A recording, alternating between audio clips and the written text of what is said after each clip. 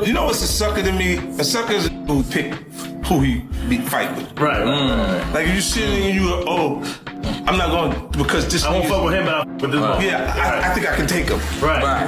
You want to fight? You think you can beat? Can't believe people play with people intelligence the way they play with people intelligence and intellect. You know, the way they do today. You know, people are telling lies for a living. You know what I mean? They actually lying to y'all for a living. He didn't say nothing to whack. So when you come talking to me, I feel like you're very selective. This is exactly what I meant last week when I was talking about street is being. Word on the street is Jay Prince might be pressing 50 Cent over the shots he took at Big Meech, warning him to chill out with that rat talk or else. But y'all already know 50 don't just sit back when somebody sends heat his way. And this time, and what's looking like Jay Prince might have arced up the wrong tree, this situation got layers and Jay Prince's past ain't exactly working in his favor. His name stays tangled up in all kinds of shady business extortion, whispers suspect ice games, and even folks out here saying him and his son had something to do with Haykuff's death. That means if 50 wanted to go full throttle and air out Drence's skeletons, he got plenty to pull from, and now 50 done slid over to IG seemingly clapping back at them rumored threats, just to remind folks exactly how he handles anyone trying to test him. But is Jay Prince really riding this hard for Big Meech? What exactly did he say to 50? And is he playing himself by coming for the pettiest man in hip-hop? Let's get into it. So if you were wondering, 50 Cent still got his foot pressed firmly on Big Meech's neck over them snitching claims he ain't letting up, but he ain't the only one firing shots right now. Lately, Top 5 jumped online to drag the ex-kingpin for sliding in his DMs in a video. He straight up called me rat and tagged 50, telling him, yo 50 Cent come get this fake 60-year-old kingpin out my DMs before I crash out. Hashtag Big Screech. This fucking rat thought he could DM me and tap in. Yo 50 Cent. Come get this fake 6-year-old kingpin out of my fucking DMs. Should've worked a regular job like my father. And you already know 50 wasted no time jumping on the chance to clown Meech. Some more he reposted Top 5's video, adding his own spin to keep the trolling going, while most folks in the industry kept their heads down trying not to get caught in 50's beef with Meech. Drenz went ahead and inserted himself when literally nobody asked. Some gossip pages just put out word that Drenz has been slit-talking on Instagram stories, shading 50 for supposedly using Big Meech's name for clout. It's like he just couldn't help but jump in even though he wasn't in this from the start. Apparently, JP even posted, then real quick deleted a message saying he created the BNF brand.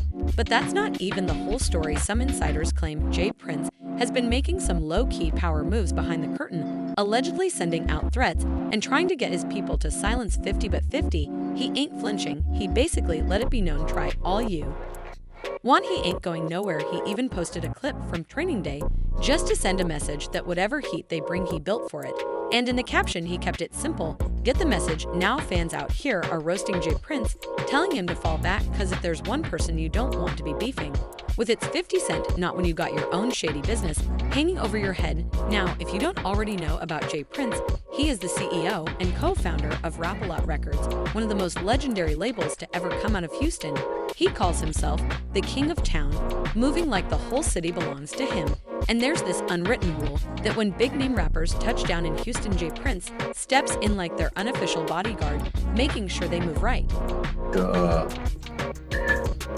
Change the word for the youngsters. The checking in part, you know, is they seem to get hung up on that word, checking in. Yeah. So if we could diversify that word and bring it up to a 2021 thing.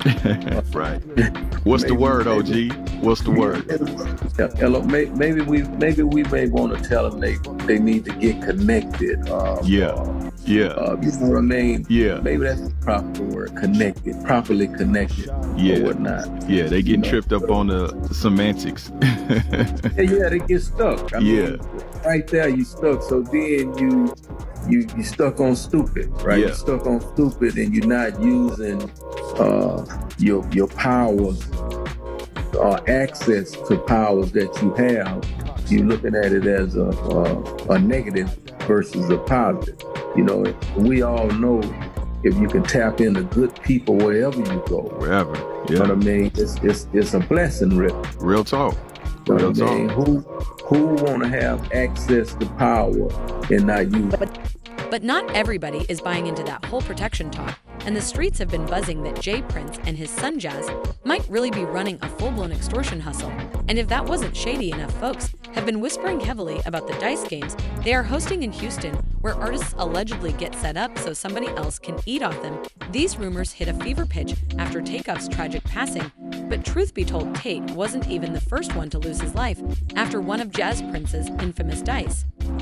Nights just a couple months before that, Chicago's own Duke the Jeweler hit big walking away with $100K, but that win turned fatal before he could even make it to his car. He got robbed, ambushed, and shot down. So after Takeoff's situation, a lot of fans started pointing fingers at Quos, saying he should have known better than to be around Jay Prince and his mob ties crew, especially after what happened to Duke just 2 months earlier. And with all the shady talk swirling around the Prince family, folks feel like Quo should have kept his distance.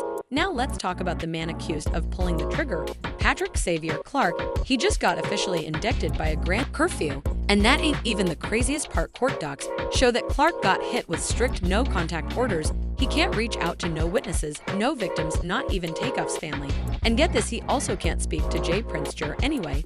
Now you already know fan side eyeing this whole thing, cuz how do you go from locked down to moving freely like that with just a curfew? The way this case keeps flipping and turning, and they still ain't set a trial date. It's looking like a real suspect. And here comes the latest twist. Patrick Xavier Clark standing 10 toes down on his innocence. His lawyer Letitia Cannons Holland just told Rolling Stone that her client ain't the one who fired them shots that took Off's life, but she ain't stopped there. She went straight for the investigators, next calling out the so-called evidence they trying to use against Clark. She says ballistics and video footage ain't lining up. And when this trial finally does kick off, she is ready to rip their whole case apart. It was not Patrick Clark, Count Holland told Rolling Stone. He was in the same position that Takeoff was in. He was trying to get out of there alive. As well, he didn't have anything to do with the argument that occurred. He just happened to be in the wrong place at the wrong time when people started firing weapons. Now circling back to all them whispers about Jay Prince lining up rappers with them dice games. This ain't new talk. Plenty of folks in the industry have been speaking on it, and one of the loudest voices, Whack 100, he straight up put Jay Prince's son on blast, saying he runs a rigged dice game hustle on rappers whenever they touch down in Houston. I had a dude call me, right? And that Junior been having going on down there in Houston, bro. We got the media team in there. So it's the inside month. Now this month, he's the one that's tied to the dude that makes the loaded dice. Right? Check the play out. All entertainers, when you go to Houston, stay away from Jay Prince Jr. There's a whole play going on. Here go the play right here. The play is a loaded dice. Now I'm gonna talk about something. Let me see if y'all catch up with them.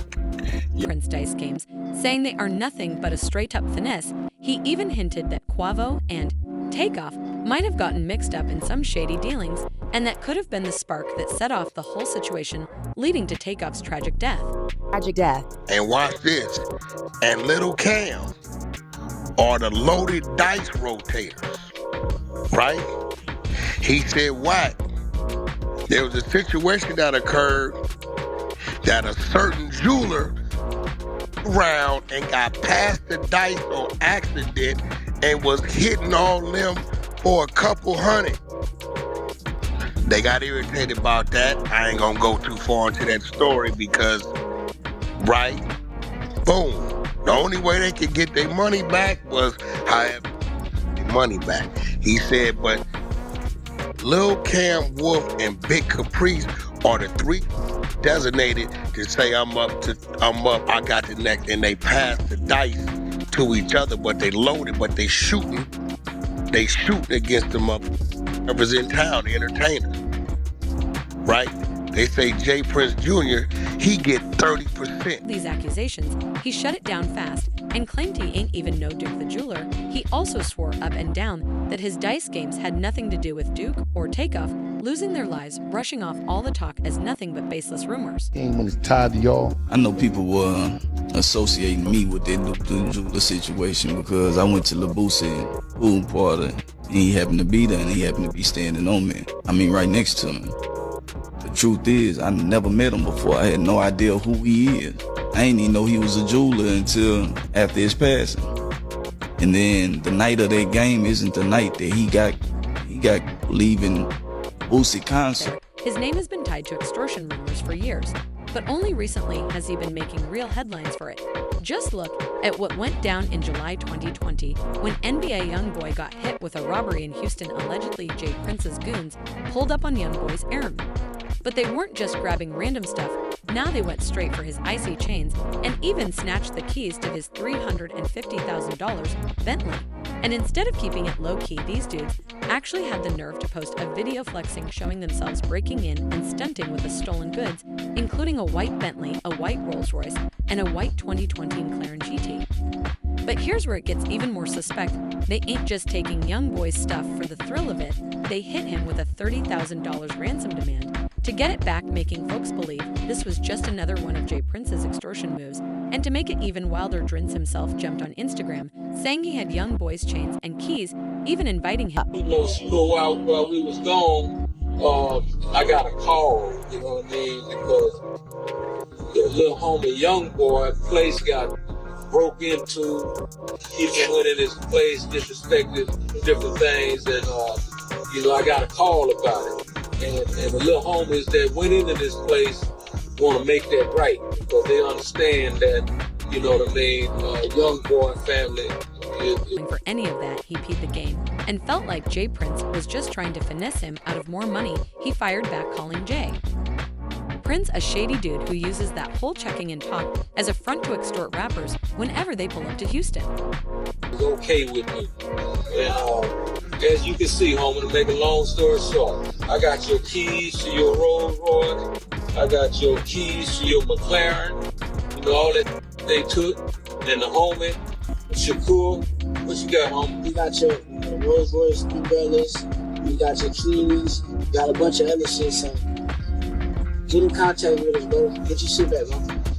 But YoungBoy ain't the only one fed up with Jay Prince and his antics. Cameron and Mahi just threw some major shade his way too, calling him out for allegedly setting YoungBoy up and then standing by while his golden boy Drake got straight up humbled by Kendrick Lamar. No friends, I don't want no relationships. All that pussy, I don't respect none of that shit, man. If you got something for me, man, they got plenty niggas around me you could call.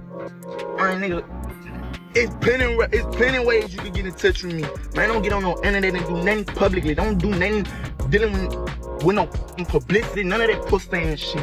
And I'm good on the keys, gangster. When you buy shit cash, two keys come with the car anyway. Now Cam and Mag's beef with Jay Prince really popped off when he tried to strong-arm them into falling back on their criticism of New Jersey boxer Shakur Stevenson, who just so happens to be managed by him. Cam and M weren't rocking with how Stevenson handled his latest world title defense, and they made that loud and clear on their platform. Business outside of the ring. In other words, Cam and Mace, I will fade all his shots and take all bets. But even with the threats, Cam and Modsy weren't sweating it. Another thing, when you're dealing with older people, they're the last to know that things have changed. We not your lord. Like the way you talk it, I don't get what you mean. We're not your little niggas. Like, for real, all that big homie stuff, that's for little niggas. Little niggas have big homies. We're not little niggas, so we don't even respect big homies. I know it doesn't, and for me, I never respected niggas in the streets. That's why I always got the problems I got. You would tell me, Mace, chill. No, chill for what? Who is this?